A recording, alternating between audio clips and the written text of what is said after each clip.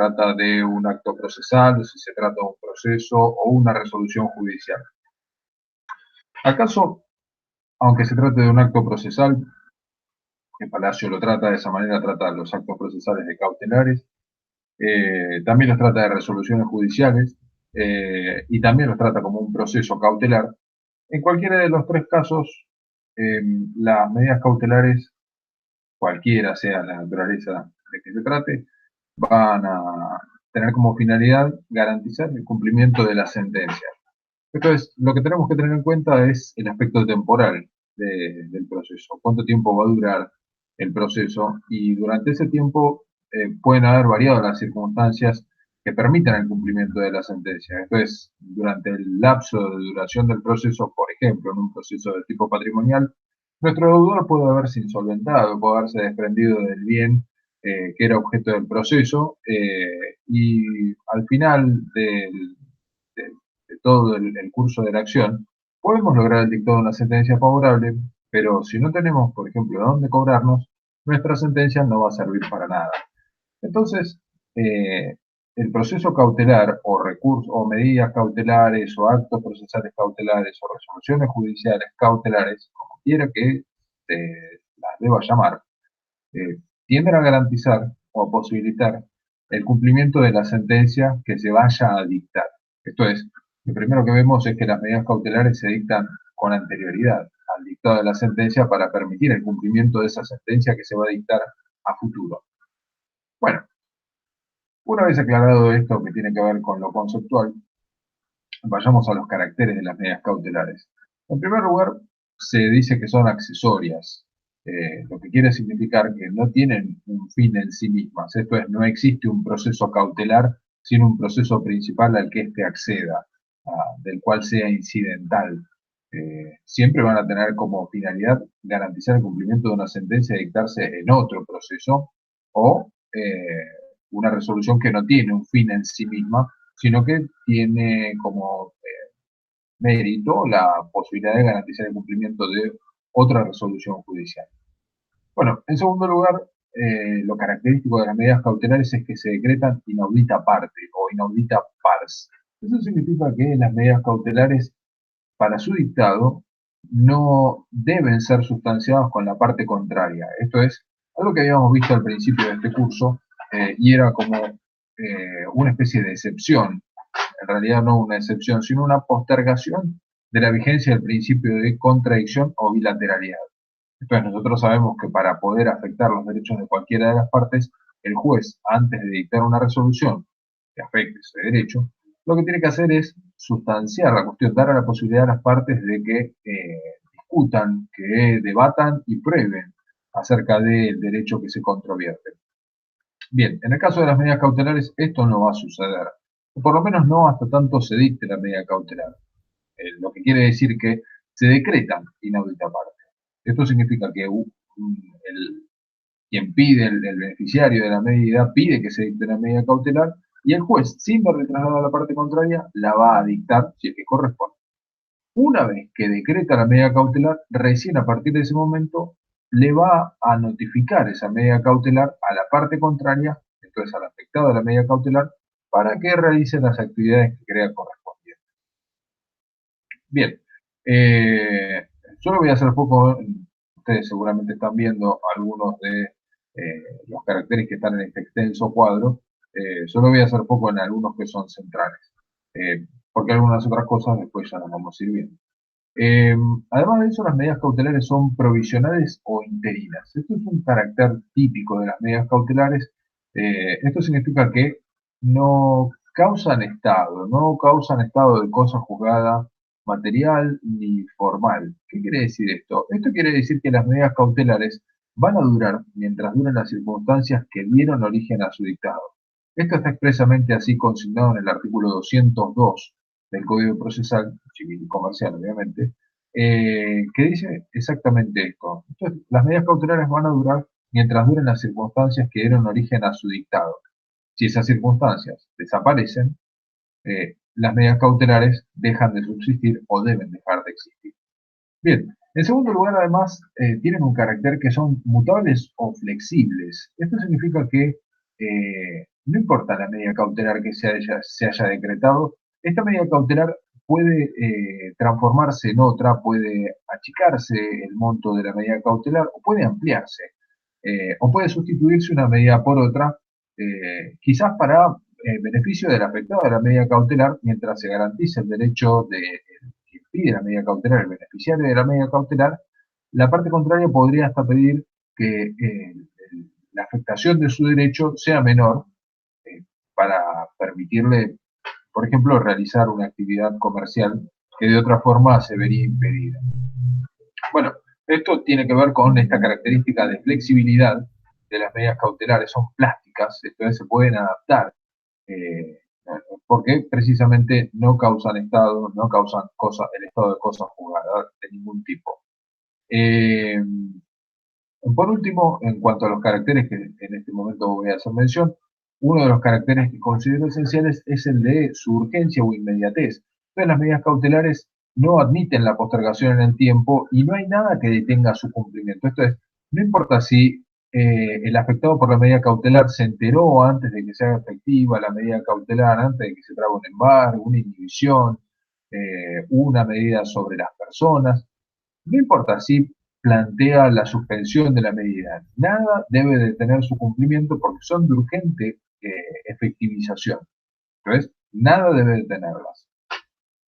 Bien, conociendo los caracteres, lo siguiente que debiéramos considerar son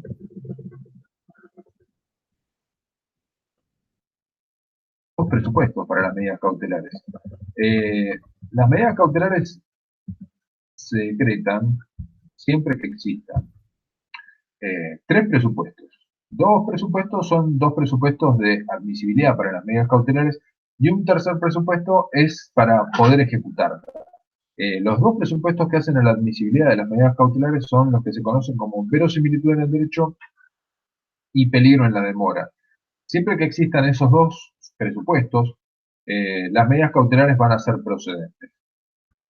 Pero una vez que se acredita el cumplimiento de esos dos requisitos, es necesario satisfacer un tercer requisito de ejecutabilidad. O sea, no se va a ejecutar la medida cautelar hasta tanto no se cumpla con lo que se conoce como contracautela o caución. Bien, la verosimilitud en el derecho es lo que se conocía tradicionalmente como fumus bonis iuris. Fumus bonis iuris. Esto quiere decir el humo del buen derecho. Esto lo que quiere decir es una metáfora que nos permite entender un poco mejor de qué se trata este presupuesto central para que se otorgue una medida cautelar. Sin este presupuesto, váyanse olvidando de que el juez pueda decretar una medida cautelar. Esto quiere decir que parece que tengo razón. ¿Y por qué lo del humo del buen derecho? Bueno, porque el proceso nosotros lo conocemos como un camino, y las medidas cautelares se pueden decretar antes de iniciar el proceso o durante el curso del proceso, pero siempre antes de la sentencia. Lo que quiere decir que no sabemos cuál va a ser el resultado del proceso. El juez no sabe cuál va a ser la sentencia que va a dictar, las partes tampoco. Pero lo que el juez sí sabe es que mira a lo lejos hacia el momento de la sentencia y ve que sale un humo, o sea, esta metáfora, ¿no? De la que estoy hablando.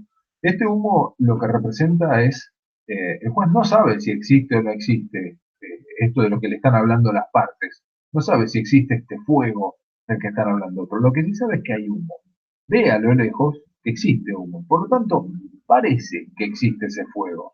Puede ser que ya se haya extinguido, no lo sabe, pero parece que tienen razón. Entonces, esa metáfora lo que nos permite entender es que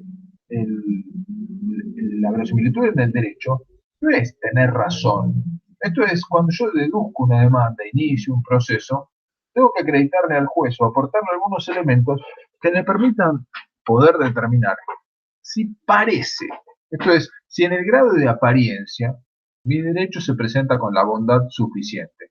Entonces, si parece que tengo razón, si da la impresión de que puedo llegar a vencer en este proceso. Si eso es así, entonces voy a haber acreditado el primero de los requisitos, que es la verosimilitud en el derecho. El segundo de estos es el que se conoce como peligro en la demora o periculum in mora. Esto significa que si aguardamos al dictado de la sentencia, si esperamos el avance del proceso para obtener otros elementos o la misma sentencia, es posible que el derecho se torne de cumplimiento imposible por la falta de elementos para poder hacer efectiva la sentencia. Eh, Esto tiene que ver con lo central de las medidas cautelares. Entonces, si las medidas cautelares sirven para garantizar el cumplimiento de una sentencia y dictarse en lo futuro, el peligro en la demora es el otro gran presupuesto que yo debo acreditar para que se otorgue la medida cautelar. Pero tengo que acreditar que en este caso puntual, no en cualquier supuesto, ojo, no es que por la sola demora o que se va a dictar una sentencia en lo futuro, yo con eso ya tengo acreditado el peligro en la demora. No, no, no, no, no, nada de eso. Esto quiere decir que en este proceso puntual y dadas algunas vicisitudes o circunstancias particulares, si aguardamos al dictado de la sentencia, aparece el peligro o el riesgo de que esta sentencia no se pueda cumplir. Pongamos que nos encontramos con un cartel de venta del único bien que tiene el demandado colgado en la puerta de su casa. Entonces, en ese caso, podríamos advertirle al juez, mire su señoría, esperamos al dictado de la sentencia, probablemente cuando lleguemos a ese momento nos vamos a encontrar, el cliente y yo, sin la posibilidad de cobrar nada, porque el demandado aparentemente va a desprenderse del único bien que tendría para ser efectivo o para cumplir con su obligación, que parece que tiene razón, ¿no? El cliente. Bien. Por último, lo que nos va a hacer falta es el otorgamiento de una contracautela o caución. Entonces, una vez que el juez decreta una medida cautelar, para poder hacerla efectiva, yo tengo que otorgar una caución. ¿Qué es esto? Esto significa que yo tengo que dar garantía suficiente de que pedí la medida cautelar con derecho. Eh, y esto significa que yo me voy a responsabilizar de los eventuales daños y perjuicios que yo pueda causarle a la contraparte de haber pedido una medida cautelar sin derecho. Esto es, si yo pedí una medida cautelar sin derecho, la contracautela o caución que yo otorgue debiera ser suficiente para poder reparar ese perjuicio o garantizar de alguna manera o en alguna medida que me voy a hacer cargo de ese daño que pueda causar a la parte contraria. Bien. A ver si me estoy olvidando de algún elemento antes de pasar a lo que sigue. Este cuadro igual lo van a poder encontrar en el blog, entonces en el blog de la cátedra de procesalcivil.blogspot.com. Ahí si se fijan en los cuadros van a encontrar dos cuadros, uno que se llama medidas cautelares generalidades y otro cuadro que se llama medidas cautelares, a ver si lo podemos encontrar directamente, que se llama procedimiento, que es este que vamos a ver ahora. Eh,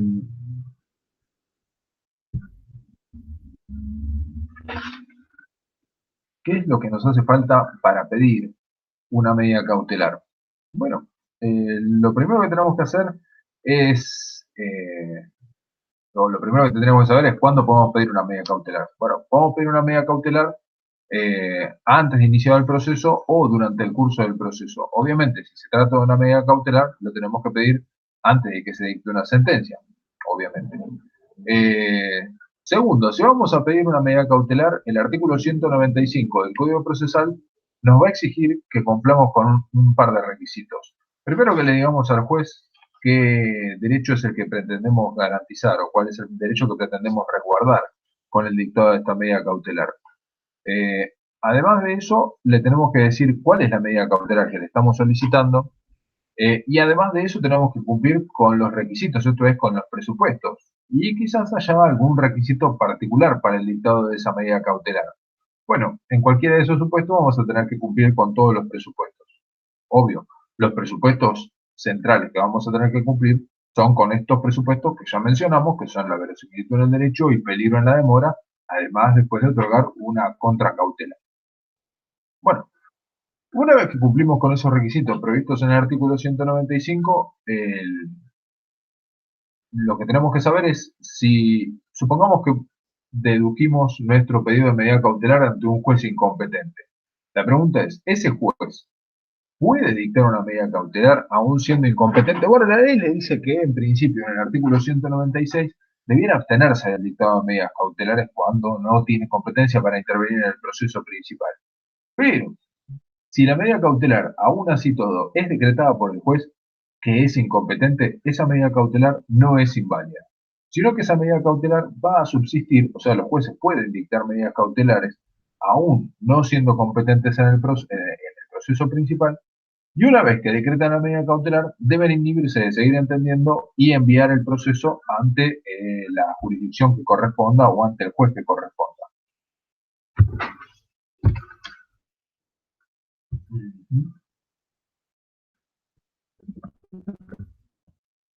Acá el cuadro sigue hablando de lo mismo. Bien.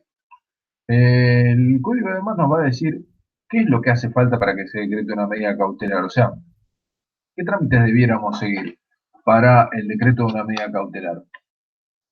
Bueno, lo primero que tendríamos que tener en cuenta es qué es lo que tenemos que acreditar y cómo tendríamos que acreditarlo. Bueno, lo que tenemos que acreditar, obviamente, son esos presupuestos del peligro en la demora y la verosimilitud en el derecho. ¿Y cómo lo vamos a acreditar? Bueno, el código prevé en el artículo 197 un procedimiento que se llama información sumaria. En principio nos va a decir que las medidas cautelares se van a acreditar con por lo menos la declaración de 2 testigos, y estos testigos tienen la particularidad de que no van a declarar en los procedimientos que nosotros conocemos para la producción de la prueba testimonial, sino que lo van a hacer en un mecanismo parecido al del beneficio de litigar sin gasto, parecido, no igual. En esta información sumaria lo que se hace es, se acompaña a la declaración, o sea, el testigo rinde su declaración, presta declaración fuera de tribunales. Esto en general se produce en el estudio del abogado de la parte que pide la medida cautelar. El testigo declara frente al abogado, se le hacen preguntas al testigo y de todo eso el abogado labra un acto, o sea, la parte que pide la medida cautelar tiene que hacerse de un acta en la cual el testigo declara y firme, obviamente. Esa declaración se presenta ante el juzgado eh, por escrito, se acompañan las 2 declaraciones de los testigos y se lo cita a una primera audiencia para que el testigo ratifique frente al secretario o el juez sus dichos en esa audiencia anterior. Entonces no es que le van a preguntar de vuelta, sino que el testigo todo lo que va a hacer es reconocer que la firma que está en esa acta le corresponde. También, obviamente, en esa ocasión, la parte contraria, en realidad no es parte contraria, no hay ninguna parte contraria, olvídense de lo último que dije. Además de eso la posibilidad de producir la prueba por información sumaria no excluye la posibilidad de que la medida cautelar, esto es los presupuestos para la admisibilidad de la medida cautelar, se, se ofrezcan, o sea, en realidad se produzcan por otros medios que no sean esta información sumaria. Entonces yo podría aportar otros medios probatorios. Por ejemplo, basarme en prueba documental, quizás prueba informativa, o un informe pericial para pedir una medida de no innovar. Bueno, en cualquiera de todos esos casos estaríamos frente a algo distinto a la medida de a la información sumaria prevista en el 197. Algo que tenemos que tener en cuenta es cómo hacemos para garantizar que la medida cautelar eh, se mantenga inaudita parte, esto es, sin que la otra parte se entere, si es que ya tenemos un proceso en el cual está participando. Bueno, en esos casos hay que formar una pieza por separado, un expediente separado, que va a permanecer reservado sin que la parte contraria pueda tomar contacto con ese expediente de medidas cautelares. Va a permanecer reservado y no lo va a poder consultar hasta tanto no se decrete y sea efectiva la medida, después hasta que se trabe la medida cautelar. La pregunta que sigue es si las medidas cautelares se decretan por providencias simples o sentencias interlocutorias. Hubo en algún momento antes de la reforma del código, si no me equivoco, en el año 81, y en la provincia de Buenos Aires todavía se mantiene la redacción original. Hay que recordar que los códigos de provincia y de nación son muy parecidos, porque tuvieron una redacción original casi idéntica, y en esto eran idénticos. Y La pregunta es si se trata de una providencia simple la que decreta las medidas cautelares o si se trata de una, una sentencia interlocutoria. Nosotros sabemos muy bien que las medidas cautelares, o que en realidad las sentencias interlocutorias son las que se dictan previa sustanciación. Y esto significa, ni más ni menos, que son aquellas que se dictan previo traslado a la parte contraria del pedido que ha de resolverse. Entonces, si las medidas cautelares se dictan sin sustanciación previa, esto es clarísimo para nosotros, que no se trata de una sentencia interlocutoria, sino de una providencia simple. Bueno, esto que a nosotros nos resulta tan simple, el Código Procesal lo aclaró en el artículo 198, al otorgar la posibilidad de recurrir por vía del recurso de reposición o revocatoria las medidas cautelares, por lo cual, obviamente eso nos confirma, si se trata de una providencia simple, obviamente va a poder ser recurrida a través del recurso de revocatoria o reposición. Eh, Desde ya, si se tratara de una sentencia interlocutoria, esto no sería posible, solo sería viable la posibilidad de apelar esa resolución, no así interponer un recurso de revocatoria. Eh, bueno, esto está aclarado acá, en esta parte del cuadrito. Ah, cierto, me estaba olvidando de algo. Una vez que se decreta la medida cautelar, en realidad, una vez que se traba la medida cautelar, no una vez que se decreta, vamos a tener una diferencia entre eso. Que se decreta quiere decir que el juez dicta la medida cautelar mediante la resolución simple que así lo decide. En cambio, la traba de la medida cautelar es hacerla efectiva. Por ejemplo, si se trata de un embargo, una inhibición general de bienes, esto es desde que se anota en el registro respectivo. Eh, eh, Desde ese momento, no desde que se dicta, sino desde que se traba la medida cautelar, la parte tiene un plazo, el abogado en realidad, de la parte que pidió la medida cautelar, debe notificarla dentro del plazo de 3 días. Eh, si no la notifica, obviamente eso podría acarrearle perjuicios a la parte contraria, de haberla pedido sin derecho o siempre que no le dé la posibilidad de sustituir la medida cautelar, podría ocasionarle algún perjuicio a la parte contraria que debiera ser objeto de reparación. Eh, pero bueno, eso es un tema quizás un tanto más específico y vamos a dejar para otra ocasión. Eh, ¿Qué más podemos decir acerca? Ah, la contracautela, cierto. Una vez que se decreta la medida cautelar, eh, el juez cuando la decide, cuando la decreta, ordena que se otorgue una medida cautelar. Esto es una caución. ¿Y qué es esa caución? Bueno, es lo que va a servir para garantizar el cumplimiento, que en realidad la medida cautelar no le ocasione perjuicios a la parte contraria sin razón, esto es, sin derecho. Esto es, responsabilizar a quien pidió la medida cautelar en el caso de que pidió una medida cautelar sin derecho. Bueno, hay 3 clases de medidas cautelares, de medidas de contracautela, que se van a otorgar para garantizar esta indemnidad de la parte contraria o afectada, que son lo que se conocen como caución real, caución personal y caución juratoria. Y son en ese orden, o sea, la real y la personal son medidas de caución o de contracautela más gravosas que la caución juratoria, que es como la más leve. ¿Y de qué va a depender esto? O sea, ¿por qué el juez ordenaría una caución real, que es trabar de embargo sobre determinada suma de dinero a quien pidió la medida cautelar o que entregue un bien a embargo para garantizar la, para que se haga responsable por los posibles daños y perjuicios que le ocasiona la parte contraria. Y la personal a su vez es cuando un tercero, debidamente acreditada su solvencia, entonces en general se va a tratar de una entidad bancaria que se va a responsabilizar junto a quien pide la medida cautelar por los daños y perjuicios, son medidas más gravosas que la juratoria, en la cual sencillamente la persona se presenta, quien pidió la medida cautelar, y jura frente al secretario, firma un acta en la cual dice que se va a ser responsable de los daños y perjuicios que puede ocasionar a la parte contraria en caso de haberla pedido sin derecho. Obviamente no hay embargo de ningún bien, lo único que hay es un juramento de que se va a hacer cargo, por lo cual se nota a las claras que esta es mucho más leve que las otras dos. ¿Y de qué va a depender? Bueno, eso va a depender sobre todas las cosas, sobre el mayor o menor grado de verosimilitud que se haya acreditado. Por lo cual vamos a tener como una balanza en la cual, si la verosimilitud se acerca al grado de certeza, esto es, a mayor verosimilitud en el derecho alegado, menor va a ser la contracautela o de una naturaleza diferente.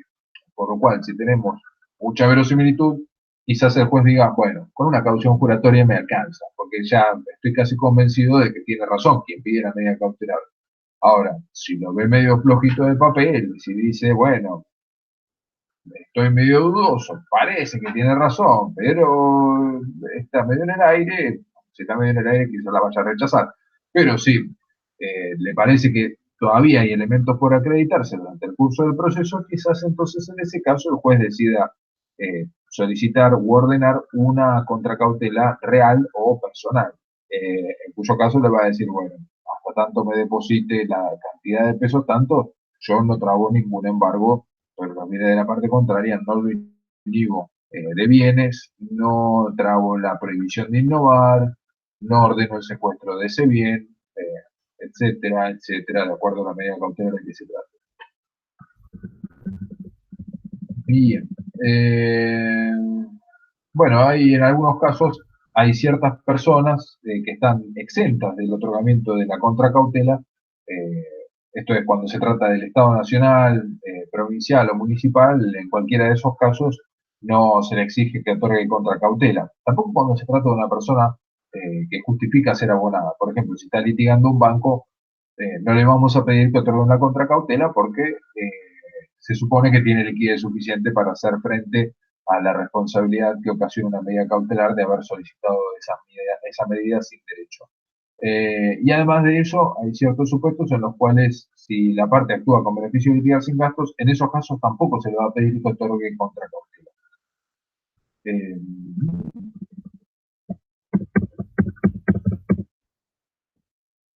y bien, lo último que les voy a decir es que las medidas cautelares tienen un plazo de caducidad. Esto es, si yo inicio o pido una medida cautelar con anterioridad al inicio del proceso, en ese supuesto yo voy a tener que, una vez que decreta la medida cautelar, que se traba la medida cautelar, yo voy a tener el plazo de 10 días para iniciar el proceso. Si no lo inicio dentro del plazo de 10 días, entonces en ese caso se me va a decretar la caducidad de la medida cautelar y esa medida cautelar no la voy a poder volver a iniciar eh, hasta que haya iniciado el proceso, o sea, hasta no la voy a poder volver a interponer. Bien, espero que les haya servido y nos vemos el día del examen, pero igualmente creo que antes de ese momento vamos a tener la clase de repaso y puede ser que hagamos algún videito más para terminar de entender las medidas cautelares eh, en particular, por lo menos en cuanto a lo conceptual. Bueno, saludos.